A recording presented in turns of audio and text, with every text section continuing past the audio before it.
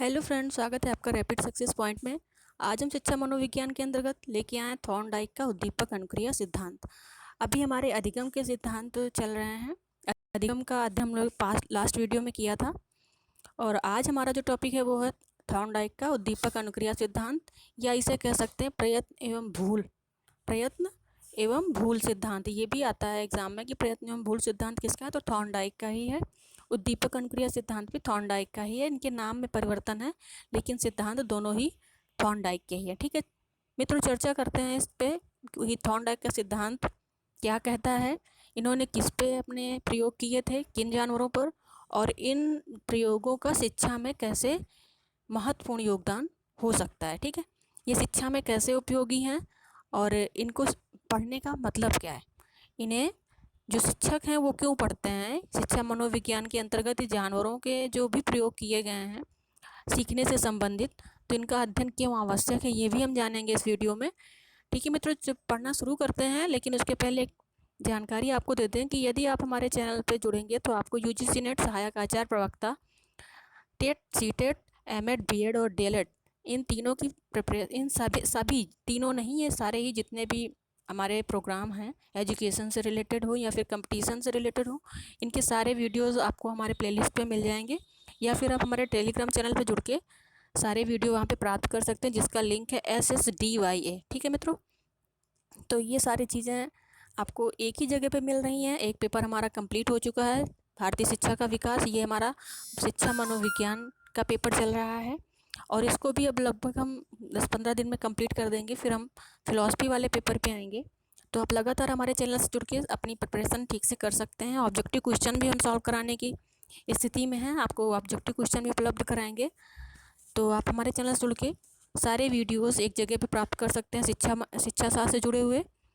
तो मित्रों, इस चैनल को सब्सक्राइब कर दीजिएगा, शेयर कीजिएगा अपने मित्रों के साथ, और जहाँ कहीं भी आपको कोई समस्या होती है तो आप कमेंट बॉक्स में कमेंट करके आप हमसे जानकारी ले सकते हैं, पूछ सकते हैं, हम आपके समस्याओं का समाधान करेंगे।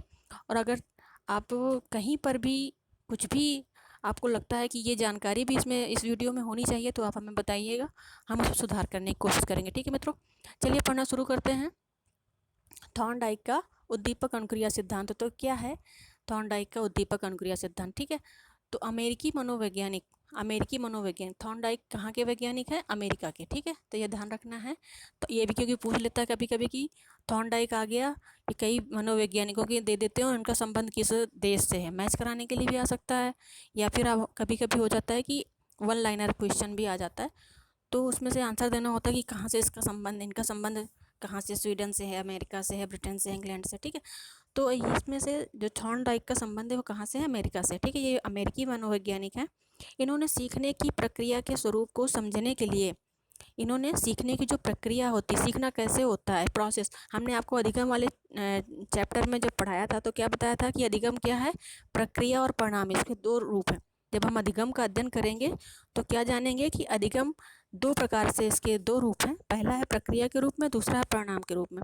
प्रक्रिया के रूप में क्या होता है? हम जब कोई भी तथ्य, कोई भी वस्तु को देखते हैं, जानते हैं, समझते हैं, तो वो हमारा प्रक्रिया है। ठीक है, और उसके पश्चात, उसको करने के पश्चात, उसको समझने और सीखने के पश्चात हमारे व्यवहार में जो परिवर्तन आता है वो परिणाम कहलाता है। ठीक है, तो यहाँ पे थॉर्नडाइक क्या कह रहे हैं कि सीखने की प्रक्रिया के स्वरूप को समझने के लिए इन्होंने कुत्ता, बिल्ली, बंदर आदि जानवरों पर अनेक प्रयोग किए। इन्होंने किस पे प्रयोग किया? कुत्ता पर, बिल्ली पर और बंदरों पर, इन्होंने इन जानवरों पर प्रयोग किए।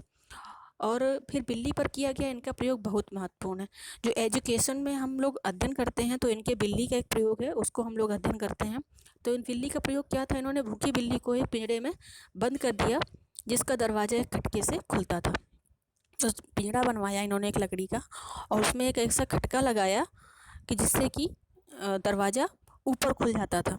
ठीक है, और फिर क्या किया, इस भूखी बिल्ली को उन्होंने उस पिंजरे के अंदर डाल दिया, बंद कर दिया। ठीक है, और पिंजरे के बाहर एक प्लेट में मछली रख दी। ठीक है, बिल्ली भूखी थी, प्लेट में बाहर मछली रखी हुई, लेकिन वो पिंजरे के अंदर है, कैसे मछली को प्राप्त करे? अब क्योंकि भूख का जो उद्दीपक है, जैसे आप इसमें लिखा हुआ उद्दीपक और अनुक्रिया, उद्दीपक क्या होता है? वो मोटिव जो किसी कार्य को करने के लिए प्रेरित करता है, तो भूख वो उद्दीपक है। ठीक है, भूख ने क्या किया? जैसे ही भोजन को देखा, मछली को देखा, तो उसको देख के क्या हो रहा है, वो अनुक्रिया कर रही है, मतलब कि वो उछल कूद कर रही है। पिंजरे के अंदर उसने उछल कूद करना शुरू कर दिया, लेकिन अचानक ही उसका पैर खटके में पड़ जाता है और दरवाज़ा खुल जाता है। वो बिल्ली दरवाजे के बाहर आती है और मछली खा लेती है, ठीक है। लेकिन उसे ये नहीं पता होता कि दरवाज़ा खुला कैसे। ऐसे ही उसने, मनोवैज्ञानिक थॉर्नडाइक ने फिर उसको पिंजरे के अंदर बंद कर दिया, और फिर ऐसे ही मछली मछली बाहर रखी प्लेट में। तो ऐसे ही उन्होंने कई दिनों तक ऐसे प्रयोग किया उस मछली पर, उस पिंजरे पे भूखी बिल्ली को रखकर, ठीक है। तो कुछ दिनों के बाद क्या हुआ, धीरे धीरे बिल्ली ये जान गई कि कहीं ना कहीं इस पिंजरे में कोई ऐसा पॉइंट है जिसके दबने से ये दरवाज़ा खुल जाता है। फिर बिल्ली ने ध्यान देना शुरू किया, और बिल्ली ये सीख गई कि इस बटन पे, इस खटके पर पैर रखने से या इस पे खड़े होने से दरवाज़ा खुल जाता है। और बिल्ली फिर वो बिना गलती के वो क्रिया करने लगी, वो अनुक्रिया करने लगी, और उसके बाद उसको भोजन आसानी से मिलने लगा, ठीक है। तो देख लेते हैं, हमें इसमें चित्र भी हमने दिया हुआ है उस बिल्ली का। ये देखिए, ये चित्र है, बिल्ली को इसमें बंद किया गया है, और ये खिड़की के, ये जो दरवाजे, ये रस्सी लगी हुई है यहाँ पे, ठीक है। और इस दरवाजे के अंदर, ये दरवाज़ा है हमारा इस पिंजरे का, इसके अंदर खटका बना हुआ है। उस खटके में जैसे ही पैर पड़ता है तो ये जो रस्सी बनी हुई है यहाँ पे, ये ऊपर की, इसमें तनाव आता है और ये दरवाज़ा ऊपर की ओर खुल जाता है, ठीक है। तो ऐसे ये पिंजरा बनाया हुआ था, और ये भूखी बिल्ली बैठी हुई यहाँ पर प्लेट में मछली रखी थी, ठीक है। मान लो ये मछली रखी हुई है, ये मछली रखी है, ठीक। तो इस मछली को देख के इसने अनुक्रिया करना शुरू किया, और फिर क्या हुआ, दरवाज़ा खुला, खटके पे पैर पड़ गया, दरवाज़ा खुला और इसने मछली खाई और इसकी भूख शांत हो गई, ठीक है। तो ये इस कहानी का मतलब क्या है, जो इन्होंने इस प्रयोग किया, तो उसका मतलब क्या है। हमने पिछले अधिगम के चैप्टर में पढ़ा था कि इन्होंने दो प्रकार के नियम बताए थे, प्राथमिक नियम और गौड़ नियम। अधिगम के दो नियम बताए थे इन्होंने, प्राथमिक नियम और गौड़ नियम। और उस प्राथमिक नियम में भी इन्होंने 3 सब पार्ट्स किए थे, उसके 3 उप विभाग किए थे। कौन सा, तत्परता का, प्रयास का और अभ्यास का नियम, 3 इन्होंने नियम बताए थे। तो तत्परता यहाँ पे क्या है, भूख की वजह से इसके बिल्ली अनुक्रिया करने के लिए तत्पर है, ठीक है, क्योंकि भूख लगी हुई है उसे, और बाहर मछली रखी हुई है, तो वो अनुक्रिया कर रही है किसी भी तरीके से उस मछली तक पहुंचने के लिए, ठीक है। तो ये क्या है, तत्परता के लिए। उसका प्रेरक कौन है, भूख है। बिल्ली को ये अनुक्रिया करने के लिए प्रेरित कौन कर रहा है, भूख प्रेरित कर रही है उसे कि वो पिंजरे में इधर उधर चहलकदमी करे, जिससे कि दरवाज़ा खुल जाए और मछली तक वो पहुंच जाए। तो ये तत्परता का नियम हो गया। अभ्यास का नियम क्या है, जैसे कि हमने कहा कि पहले बिल्ली को ये नहीं पता था कि दरवाजा कैसे खुलता है, खिड़की इसके पिंजरे का। फिर क्या हुआ कि लगातार जब उसके पिंजरे में उसको बंद किया जाता रहा, और फिर अचानक से पिंजरे का दरवाज़ा खुल जाता था, फिर धीरे धीरे उस बिल्ली को यह ज्ञान हो गया कि किस खटके पर या कहाँ पर पैर रखने पर या कहाँ पर दबाव पड़ने पर दरवाज़ा खुलता है, और फिर वो बिना गलती के वो क्रिया करने लगी। तो ये हो गया अभ्यास का नियम। तत्परता हो गया, अभ्यास का नियम हो गया, ठीक है। फिर क्या है, तत्परता का नियम, अभ्यास का नियम, और एक नियम कौन सा था,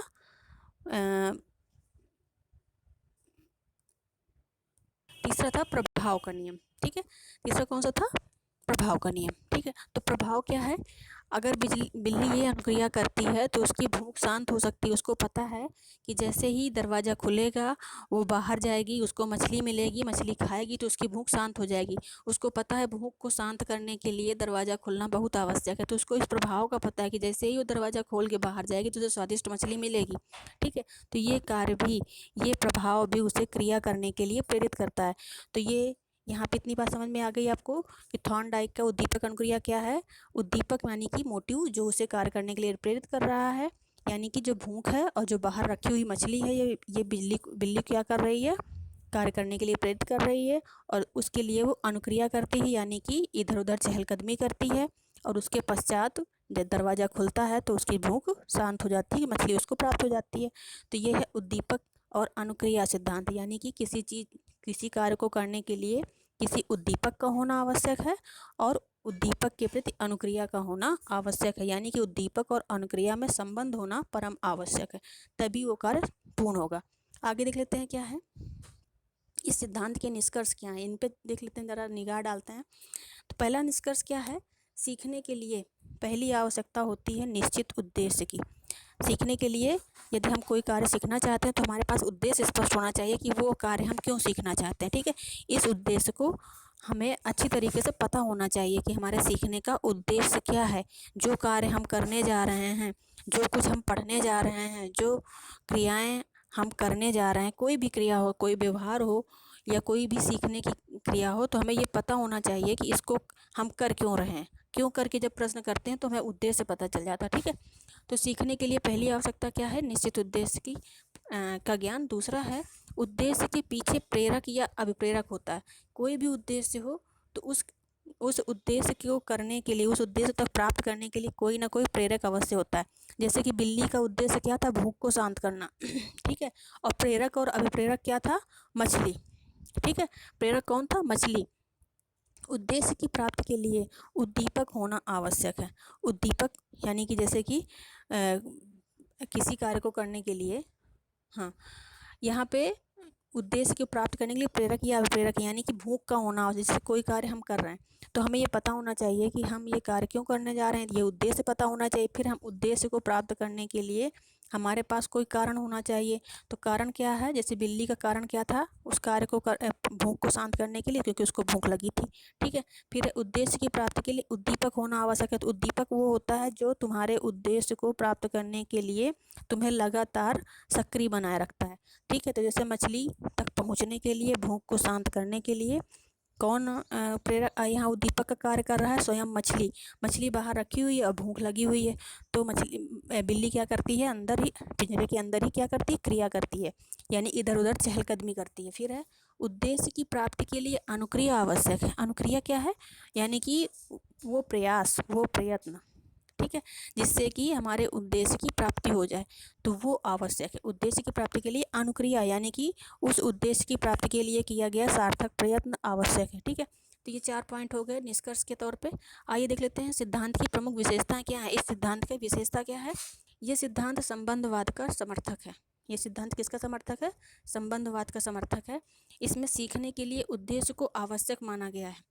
अब यहाँ लिखा है सिद्धांत संबंधवाद का समर्थक है, तो किस संबंधवाद का समर्थक है? ये उद्दीपक और अनुक्रिया का समर्थक है। ठीक है, इसमें संबंध की बात करता है। ये कहता है उद्दीपक के अनुरूप ही यदि अनुक्रिया होती है तो हम अपने उद्देश्य की प्राप्ति में सफल हो जाते हैं। तो यहाँ पे संबंधवाद की बात की गई है। थॉर्नडाइक ने बताया कि उद्दीपक और अनुक्रिया के मध्य संबंध का होना परम आवश्यक है, तभी कोई लक्ष्य प्राप्त किया जा सकता है। फिर दूसरा इन्होंने कहा सीखने के लिए उद्देश्य को आवश्यक माना गया है। कोई भी कार्य करना हो, कोई भी क्रिया, कुछ भी हमें हासिल करना हो, तो उसके पीछे हमें उद्देश्य स्पष्ट होना चाहिए कि इस कार्य को करने से हमें किस उद्देश्य की प्राप्ति होगी। ठीक है, तो उद्देश्य को आवश्यक इन्होंने माना है। फिर है सीखने के लिए सीखने वाले के प्रयत्नों एवं भूलों के साथ सही अनुक्रिया, प्रयत्न एवं भूलों के साथ सही अनुक्रिया की पहचान होना आवश्यक है। जैसे कि बिल्ली ने पिंजरे खोलने में कुछ गलत प्रयत्न भी किए, कुछ सही प्रयत्न भी किए। धीरे धीरे लेकिन वो सही प्रयत्नों को सीखती गई और गलत प्रयत्नों को छोड़ती गई। तो यही थॉर्नडाइक कहना चाहते हैं कि जब हम किसी भी विषय वस्तु का अध्ययन कर रहे हो, जैसे कोई शिक्षार्थी है या शिक्षक है, तो जब वो किसी चीज़ का अध्यापन कर रहा हो या जब कोई छात्र पढ़ रहा हो, तो उसे सही प्रयत्नों की ओर बढ़ना चाहिए। जो गलत प्रयत्न है उनको छोड़ते जाना चाहिए और सही क्रियाओं के माध्यम से उसे अपने लक्ष्य की प्राप्ति करनी चाहिए। तो ये कह रहे हैं कि प्रयत्न एवं भूलों के साथ सही अनुक्रिया की पहचान होना आवश्यक है। जहाँ उससे गलती हो रही है तो उसको ये ध्यान रखना चाहिए कि अब गलती अगली बार उस गलती को वो ना दोहराए और अपने प्रयासों को और अधिक सक्रिय करे। ठीक है, तो ये था थॉर्नडाइक का उद्दीपक अनुक्रिया सिद्धांत। आशा है आपको समझ में आया होगा। अगर आपको ये अच्छा लगा वीडियो तो प्लीज़ इसे सब्सक्राइब कीजिएगा, बेल आइकन भी प्रेस कर दीजिएगा, अपने मित्रों तक शेयर कीजिएगा। जो भी गलतियाँ हों आप कमेंट बॉक्स में आप बता सकते हैं निसंकोच, हम उन्हें सुधार करने का प्रयत्न करेंगे। ठीक है मित्रों, मिलते हैं नेक्स्ट वीडियो में। आप हमारे टेलीग्राम चैनल को भी ज्वाइन कर लीजिए, उसका लिंक SSDYA है और प्लेलिस्ट से सारे वीडियो आप प्राप्त कर सकते हैं। लगातार हमारे वीडियो आ रहे हैं, आप उनको देखिए, पढ़िए, समझिए। मिलते हैं नेक्स्ट वीडियो में मित्रों, तब तक के लिए बाय, टेक केयर।